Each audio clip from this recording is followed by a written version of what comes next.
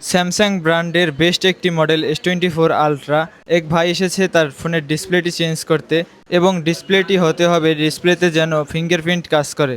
আপনারা জানেন আমাদের পটুয়াখালী মোবাইল হসপিটালে যে কোনো ব্র্যান্ডের যে কোনো মডেলের মার্কেটের একদম বেস্ট কোয়ালিটি ডিসপ্লে আমাদের কাছে অ্যাভেলেবেল। এ ধরনের ডিসপ্লেগুলো কিন্তু একদম বডি সহ থাকে।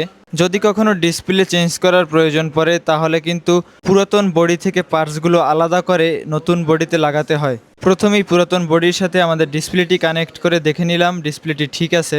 এখন পুরাতন বডি থেকে মাদারবোর্ড সহ সকল ধরনের পার্টস আলাদা করার পালা।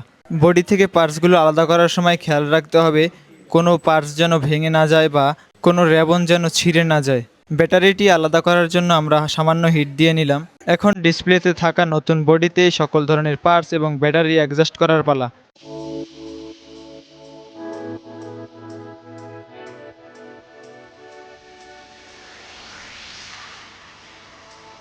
সকল পার্টসগুলো জায়গা মতো বসিয়ে আমরা ফোনটিকে ওপেন করলাম। সব কিছু ঠিকঠাক থাকায় স্যামসাং S24 আলট্রার সেই ইউনিক পেনটি ফোনের ভিতরে রেখে দিলাম।